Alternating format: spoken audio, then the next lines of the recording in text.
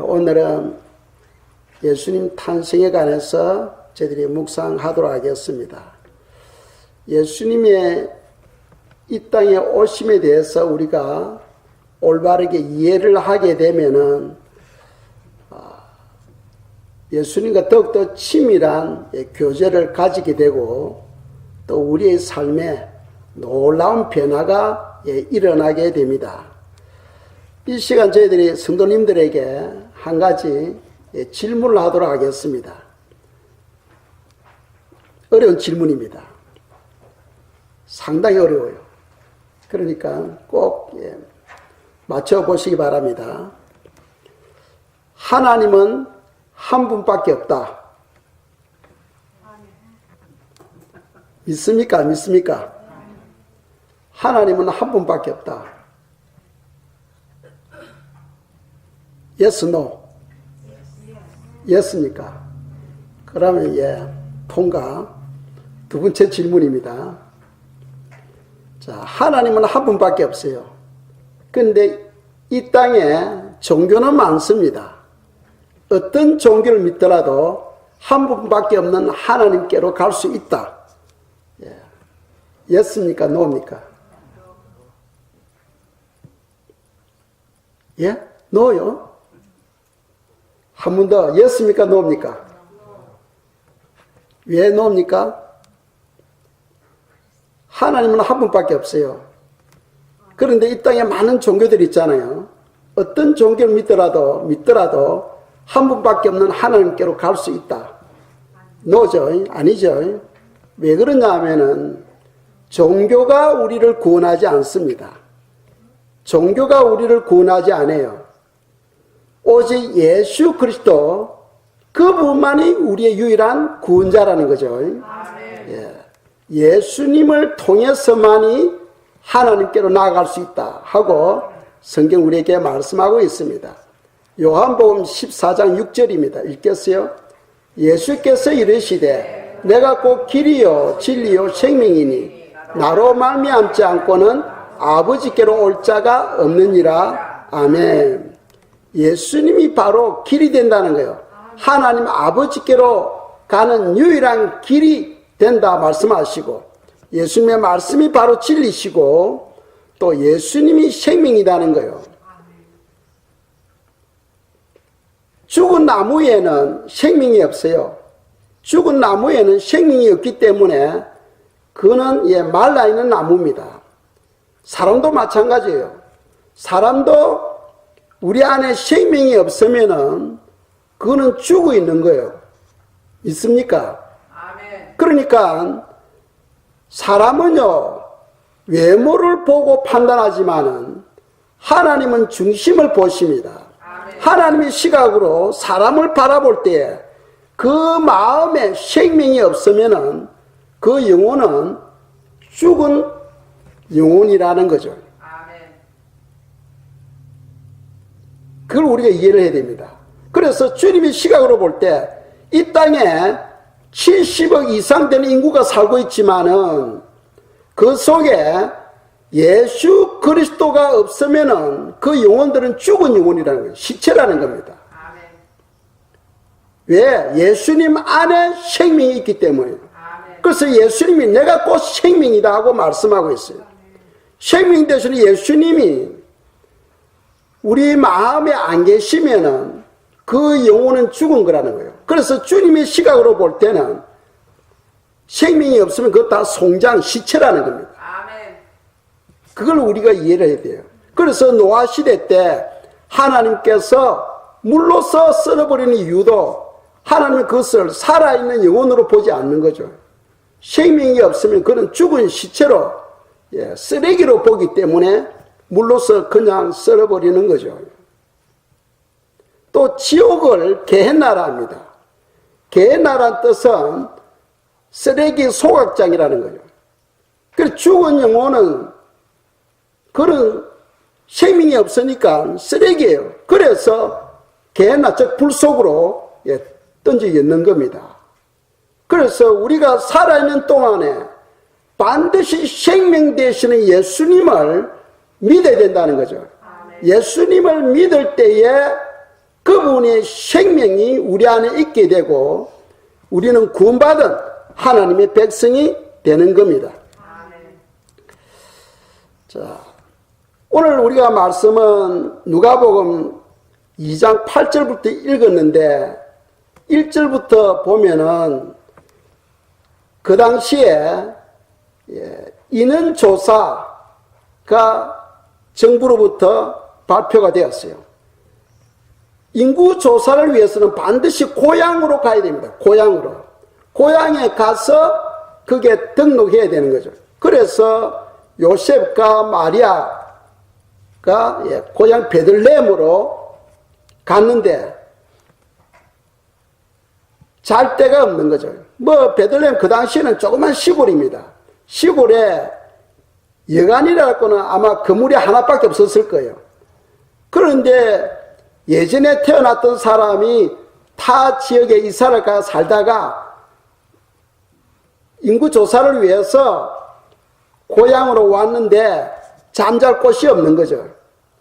그래서 요셉과 마리아도 마찬가지입니다. 그때 지금 마리아는 이미 잉태되어 가지고 출산할 때가 된 거예요.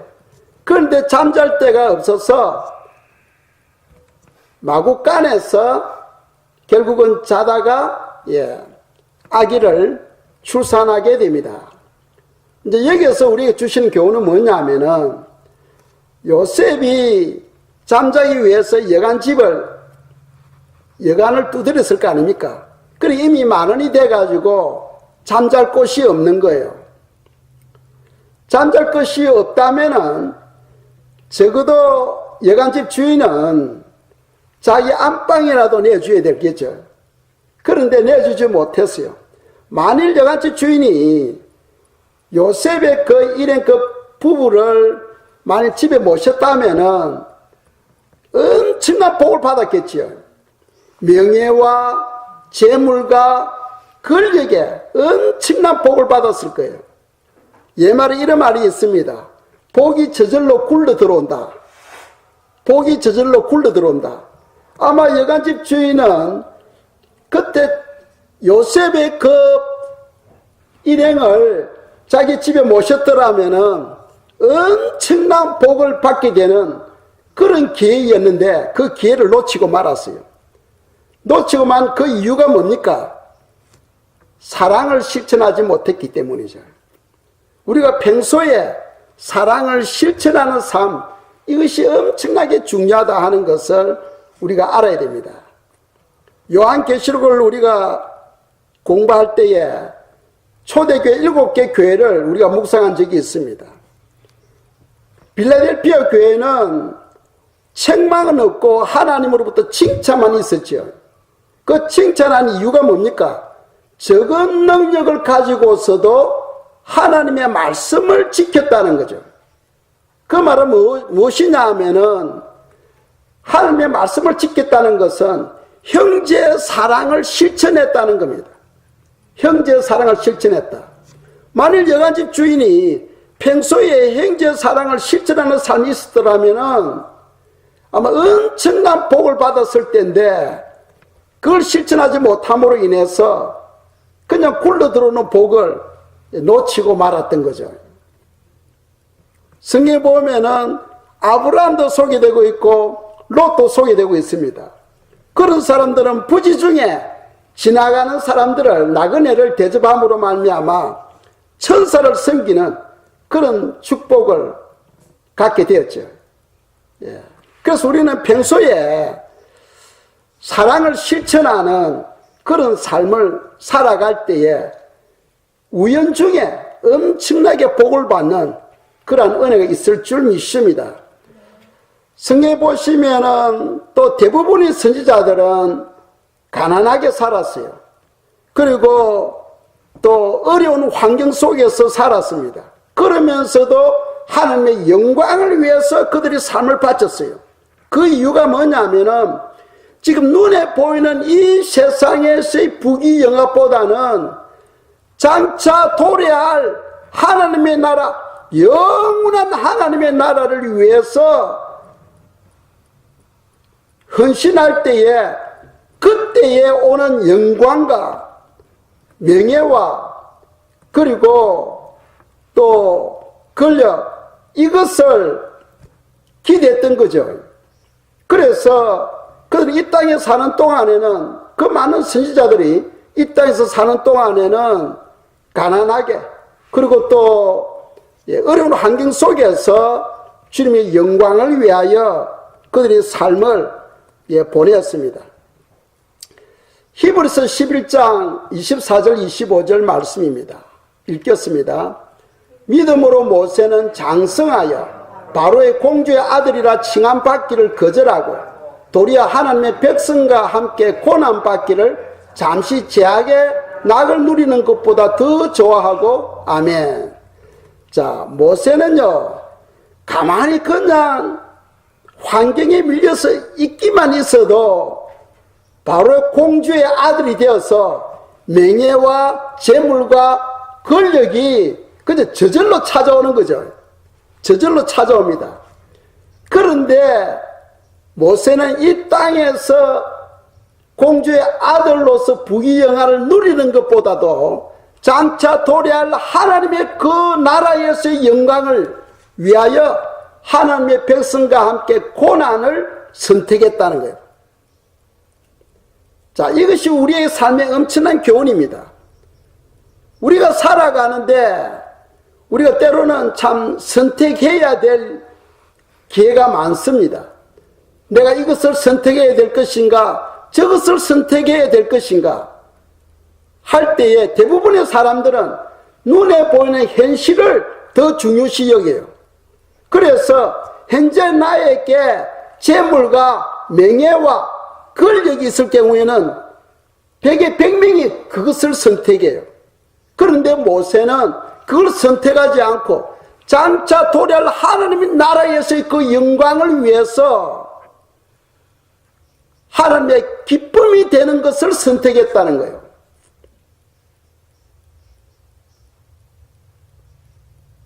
그러니까 이 땅에서의 부귀영화는 제한적이죠. 우리가 이 땅에서 살아있을 때만 통합니다. 그러나 죽고 난 다음에는 하나님의 나라는 영원한 나라입니다. 거기는 죽음도 없습니다. 거기는 늙는 것도 없어요. 거기는 근심 걱정도 없습니다. 하나님과 함께 영원한 기쁨을 누리는 그런 나라예요. 그것을 위해서 준비할 줄 아는 사람들이 바로 믿음의 사람이라는 거죠. 사랑하는 성도님 여러분, 여러분들은 믿음의 사람입니까? 그렇지 않습니까? 우리가 모세의 삶을 통하여 우리는 많은 교훈을 배울 수가 있습니다. 우리가 크리스마스 때 되면은 예수님을 안 믿는 사람이 더 좋아해. 예수님을 안 믿는 사람이 더 아름답게 집 주위에 장식을 하고, 그죠? 물건을 사고 또 선물도 하고 합니다. 그런데 이 크리스마스가 우리에게 큰 기쁨을 주는 것은 사실이에요. 그런데 이 크리스마스를 통해서 진정으로 무엇이 영광이며 무엇이 기쁨인지 우리가 알아야 되겠습니다. 그것을 우리가 바로 알고 주님을 믿는 그런 우리 삶이 되어야 되겠습니다. 누가복음 2장 14절입니다. 오늘 본문 말씀 마지막 9절인데 읽겠습니다. 지극히 높은 곳에서는 하나님께 영광이요 땅에서는 하나님이 기뻐하신 사람들 중에 평화로다 하니라. 아멘. 자, 주님의 오심이 지극히 높은 곳, 즉 하늘에서는 하나님께 영광이 되고 또 이 땅에서는 하나님이 기뻐하신 사람들 중에 평화로다 하고 말씀하고 있어요. 이 두 가지를 말씀하는데 먼저 저희들이 묵상할 것은 지극히 높은 곳에서는 하나님께 영광이 된다는 거예요. 자, 하나님께 영광이 된다. 하늘에서는 하나님께 영광이 된다. 무엇이? 주님이 이 땅에 오심에 대하여 고린도후서 5장 18절입니다. 읽겠어요? 모든 것이 하나님께로서 났으며 그가 그리스도로 말미암아 우리를 자기와 화목하게 하시고 또 우리에게 화목하게 하는 직분을 주셨으니 아멘. 자, 하나님과 우리가 예수님 그 십자가의 피공로로 말미암아 화목하게 된 거예요. 하나님과 우리 사이에 죄담이 있었는데 이 죄담을 해결해 주심으로써 없앰으로써 화목하게 된 거예요. 그리고는 하나님이 우리에게 직분을 주셨는데 무슨 직분? 화목하게 하는 직분을 주셨다는 거예요. 그 말씀 무슨 말이냐 하면은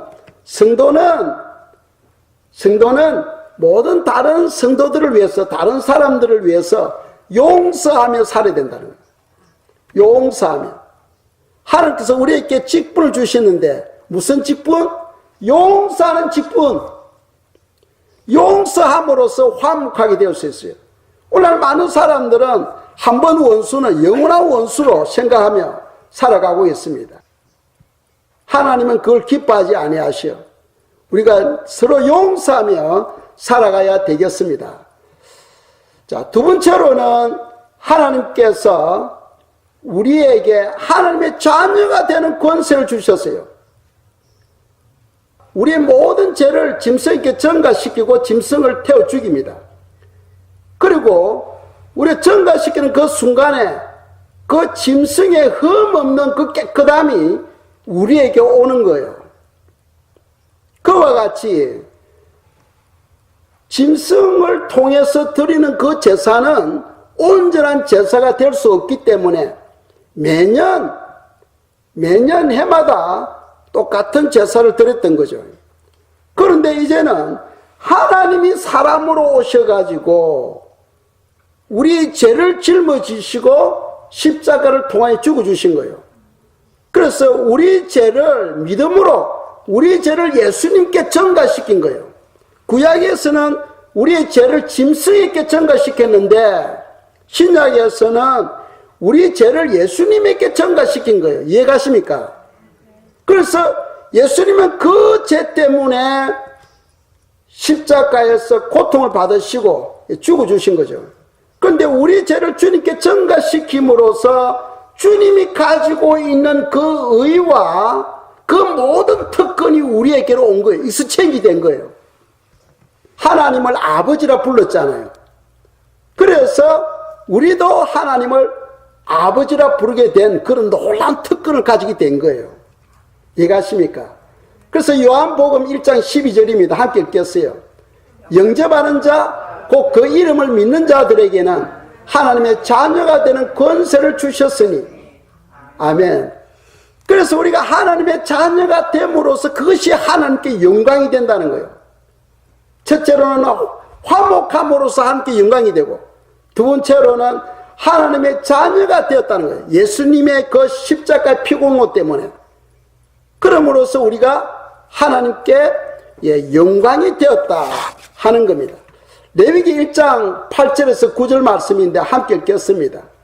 아론의 자손 제사장들은 그 뜰각 머리와 기름을 제단 위에 불 위에 있는 나무에 벌려 놓을 것이며 그 내장과 정강이를 물로 씻을 것이요 제사장은 그 전부를 제단 위에서 불살라 번제를 드릴지니 이는 화제라 여호와께 향기로운 냄새니라. 아멘. 자, 우리가 한번 생각해 보세요. 짐승을 잡아서 제단 위에, 번제단 위에 올려놓습니다. 그러니까 거기에는 이제 불이 확 타오르죠. 타오르서 고기가 타면서 이제 냄새가 납니다. 그 냄새를 하나님은 맡으시면서 향기로운 냄새도 말씀하고 있는 거예요. 우리가 어찌 보면은 야, 하나님은 참 이상한 하나님이다 이렇게 생각할 수 있겠죠. 그런데 우리가 그렇게 해야만 되는 하나님의 그 의도를 우리가 알아야 됩니다. 왜 그러냐 하면은 안수를 통하여 죄를 짐승에게 전가시키는 그 순간에 그 짐승은 더 이상 짐승으로 보지 않고 죄의 덩어리로 보는 거예요. 이 죄를 해결할 수 있는 유일한 길은 죄를 자르고 껍질을 벗기고 그리고 불에 완전히 태움으로써 죄 문제가 해결되어지는 거예요. 그러니까 만일 불신자가 예수님을 만나지 못하고 죽으면 어떻게 되겠어요? 똑같이 짐승이 당하는 그 죄의 덩어리, 지옥에서 그 과정을 거쳐야 되는 거예요. 그리고 지옥은 우리가 불못이라 하잖아요. 불못에 들어가기 전에 먼저 각을 떠는 거죠. 껍질을 벗기고 살을 도려내고, 그리고 마디마디마다 자르고, 그리고 혓바닥을 뽑아내서 칼질하고 난도질하고, 그리고 맨 마지막에 불구덩이에 던져서 엄청난 고통을 받게 하는 그것이 바로 지옥이라는 거예요.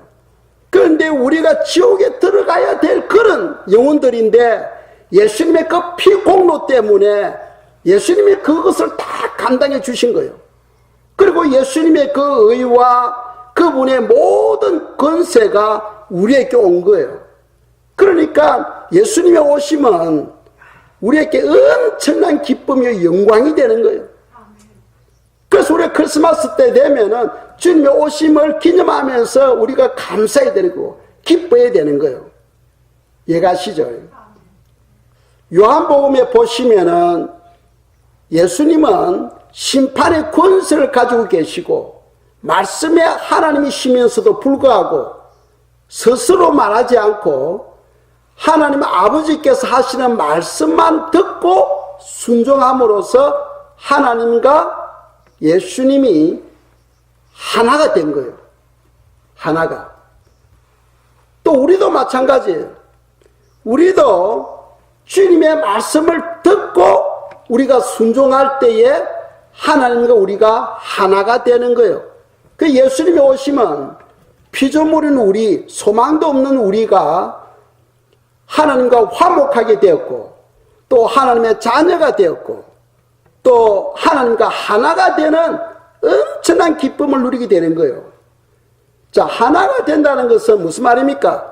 하나님께서 누리는 그 영광을 우리도 누린다는 거죠. 그래서 주님께서 우리가 이 계시록에 보면은 내 보좌에 앉은 것과 같이 하리라 하고 말씀하고 있어요. 하나님이 보좌에 계시면서 누리는 그 영광을 그 자녀들도 똑같이 누리게 된다고 말씀하고 있어요. 그러니까 우리가 이 하나가 되려면은 하나님의 음성을 듣고 순종하는 삶이 필요합니다.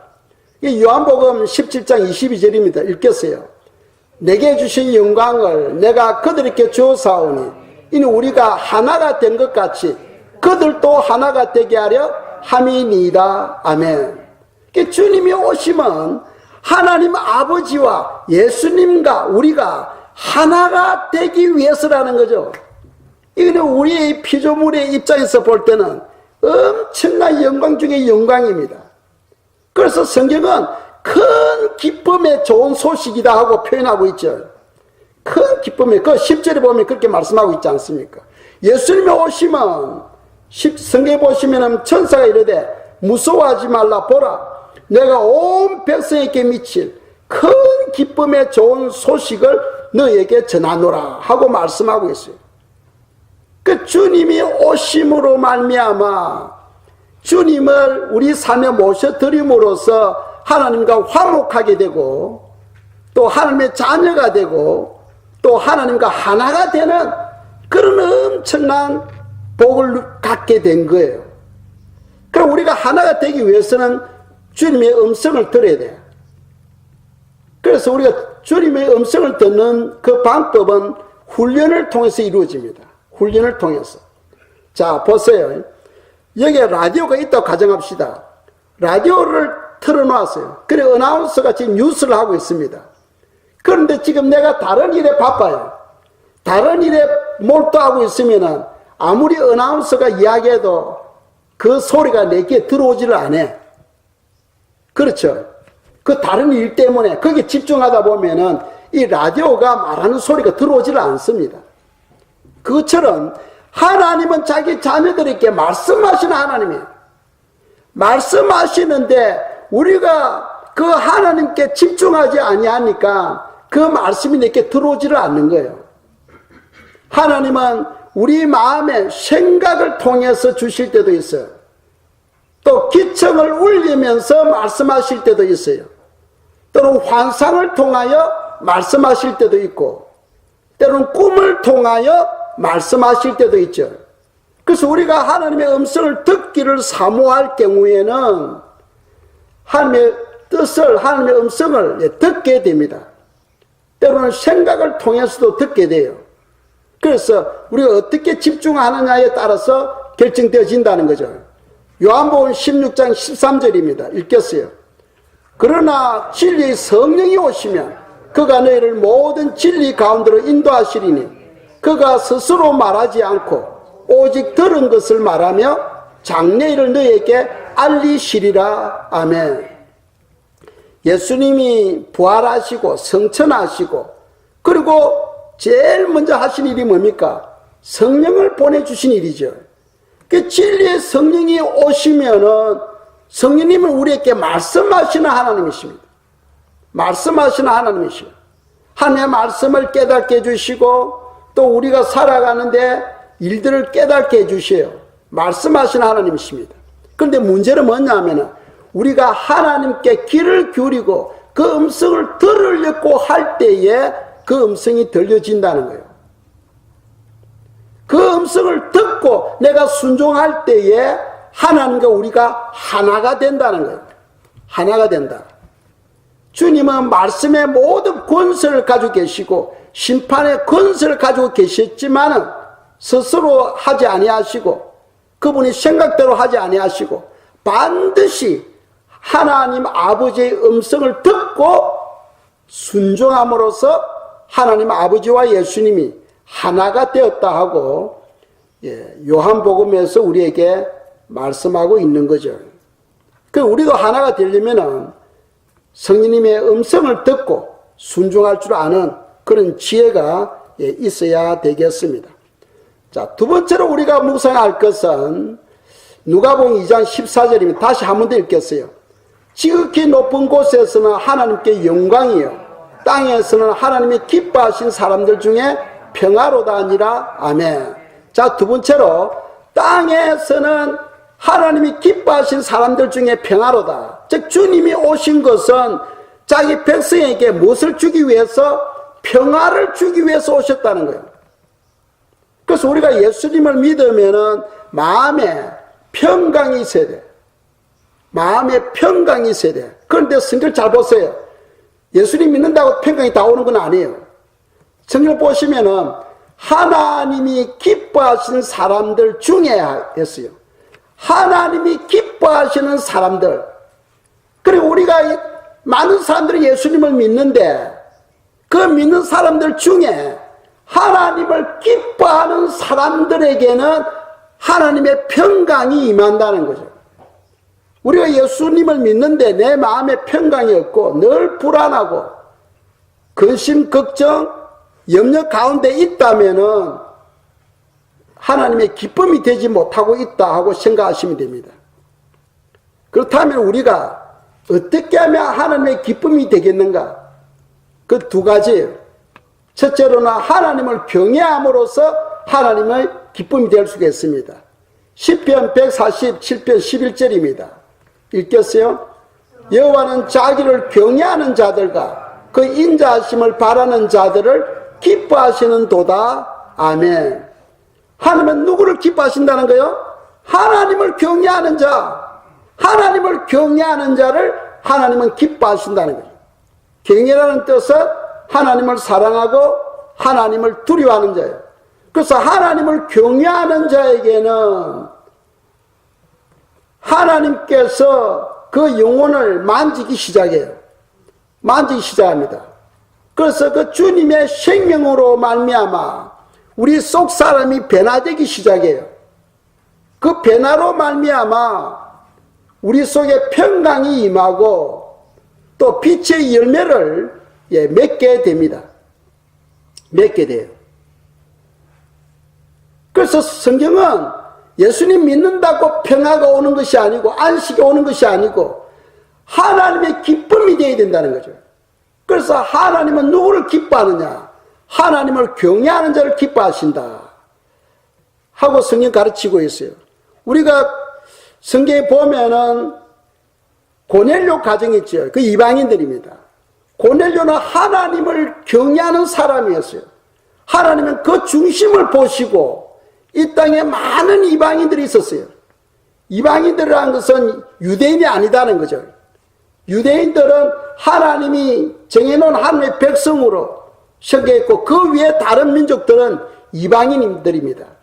그런데 이방인 중에 고넬료라는 사람이 있었는데 이 사람은 하나님을 경외하였기 때문에 하나님은 베드로를 고넬료 가정에 보내서 고넬료와 그 가족과 그 친척 모두를 구원받도록 하셨어요. 왜? 고넬료가 하나님을 경외하였기 때문에. 그래서 고넬료는 이방인 중에서 제일 먼저 예수님을 믿고 구원받은 하나님의 백성이 되었던 거죠. 하나님은 지금도 이 땅에 아무리 많은 인구가 살아도 하나님은 각 사람 마음을 보십니다. 마음을 보시고 하나님을 경외하는 자를 찾아서 역사하시는 거예요. 오늘 예수님이 성경 보면 누가복음 보시면은 천사가 목동들을 찾아갔어요. 예수님의 탄생의 그 기쁜 소식을 전하기 위해서 대제사장이나 제사장들이나 서기관들이나 바리새인들을 찾아가지 아니하시고 천사가 목동들을 찾아갔어요. 그 당시 목동이라면은 사람의 계급 중에서 가장 낮은 계급이에요. 그런데 하나님은 신분을 보지 아니한다는 거예요. 하나님은 절대로 인종을 보지 않고 신분을 보지 않습니다. 하나님은 무엇을 보느냐? 각 사람의 마음을 보신다는 거예요. 중심을 보신다는 거예요. 그 중심이 하나님을 경외함이 있느냐 없느냐. 그래서 하나님께서 보시니까 비록 신분은 낮지만은 그 마음이 하나님을 생각하고 하나님을 갈망하고 메시아를 기다리고 사모하는 그 목동들에게 천사가 찾아와서 메시아의 탄생을 알려주는 거죠. 목동들 한번 생각해 보세요. 뭐 할 일이 없잖아요. 밤 되면은 늑대가 짐승들이 오지 못하도록 양을 지키는 일을 하죠.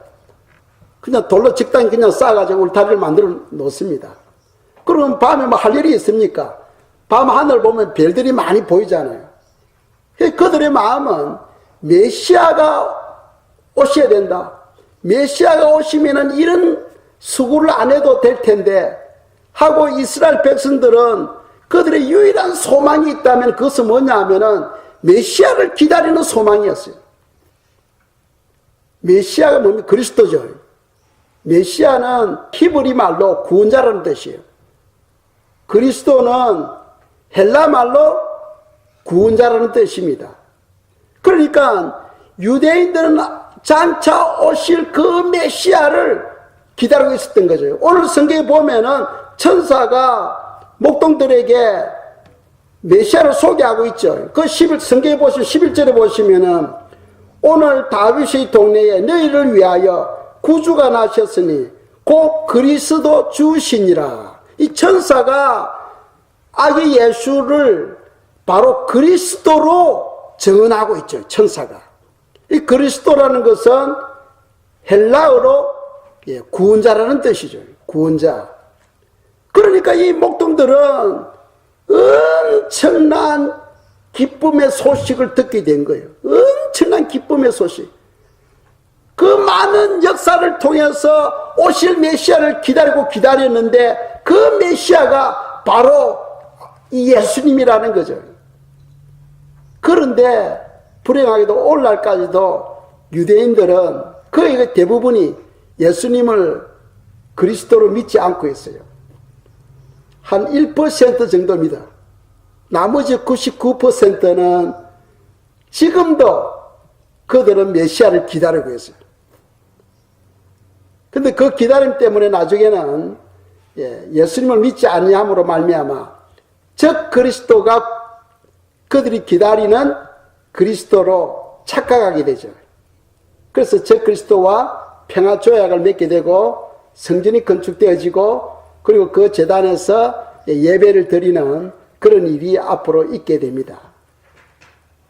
그런데 우리는 지금 예수님을 믿고 있잖아요. 그러니까 이게 엄청난 우리에게는 복이라는 거죠. 우리 그런 부분에 대해서 우리가 감사하며 살아야 되겠습니다. 자, 첫째로는 하나님을 경외해야 되죠. 하나님을 경외할 때 하나님의 보호하심이 따라와 천사들을 통하여 하나님을 경외하는 자들을 지켜주신다고 성경은 말씀하고 있어요. 하나님을 경외하는 자에게 하나님은 평안을 주신다. 즉 마음의 평강을 주신다는 거예요. 그리고 두 번째로는 뭐냐 하면은 히브리서 10장 38절입니다. 읽겠어요? 나의 의인은 믿음으로 말미암아 살리라. 또한 뒤로 물러가면 내 마음이 그를 기뻐하지 아니하리라 하셨느니라. 아멘. 즉 믿음의 사람. 하나님은 사람들을 쭉 보고 믿음의 사람을 기뻐하신다는 거예요. 믿음의 사람. 우리가 믿음의 사람이 되려면 뭐 해야 돼요? 말씀을 듣고 순종해야 되는 거예요. 말씀을 듣고 순종할 때에 우리 마음에 하나님의 평강이 들어와 하나님의 평안이 들어오게 됩니다. 중요하죠.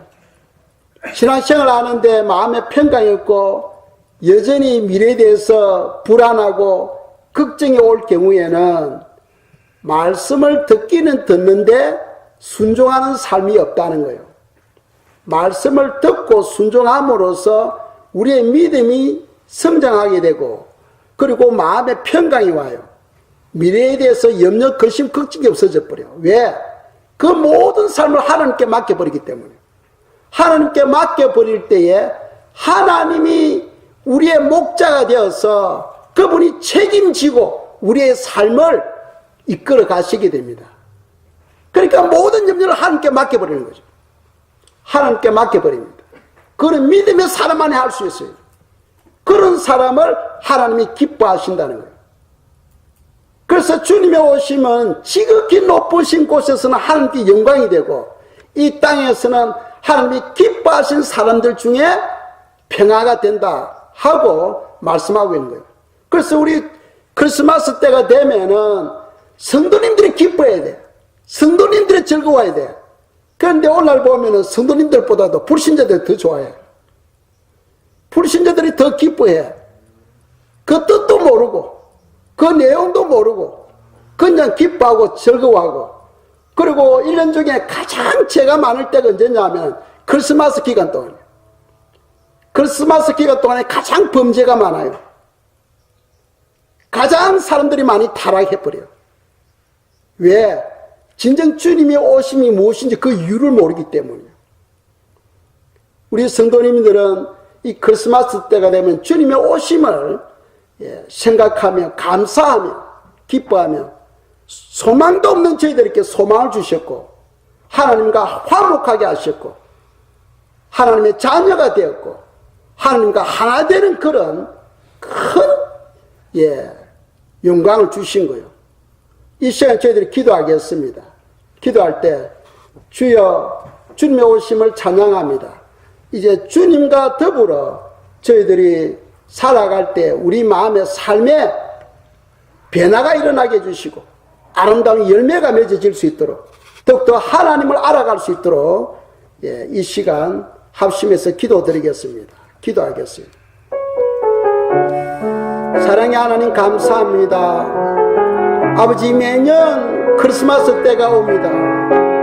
그러나 아버지여 오히려 불신자들이 더 기뻐하고 즐거워하며 아버지여 타락의 삶을 추구합니다. 그러나 하나님 아버지여 우리 성도들에게는 아버지여 말할 나위 없는 큰 기쁨임을 고백합니다. 주님의 오심으로 말미암아 아버지여 하늘에 하나님께서 영광이 되고 이 땅에서는 저희들에게 큰 평안을 주셨습니다. 그 평안을 위하여 저희들 하여 뜻도 하나님을 경외하며 아버지여 믿음의 사람으로 자라갈 수 있도록 역사하여 주시옵시고 아버지여 아름다운 열매가 맺어지고 우리 하나님께 영광이 되도록 주관하여 주시기를 원합니다. 사랑의 하나님 우리 등대교회를 생각하여 주시고 이 교회를 통하여 많은 믿음의 사람들이 일어나게 해주시고 사랑의 사람들이 일어나 사랑을 실천할 수 있도록 도와주시옵시고 아버지 그들의 마음에 큰 감사와 평강이 충만할 수 있도록 역사하여 주시옵소서. 역사하여 주시옵소서. 우리 하나님이여 주님께서 부어주시는 성령 충만으로 말미암아 또 아버지 새 2019년도를 맞이하기를 원하오니 주여 이제 얼마 남지 아니하는 이 아버지여 날수 동안 은혜를 베풀어 주시고 주님의 능력의 손으로 저희들을 붙잡아 주시옵시고 또 새해를 맞이할 수 있도록 역사하여 주시옵소서. 역사하여 주시옵소서. 주여 감사합니다. 예수 그리스도 이름으로 감사하며 기도드렸습니다. 아멘.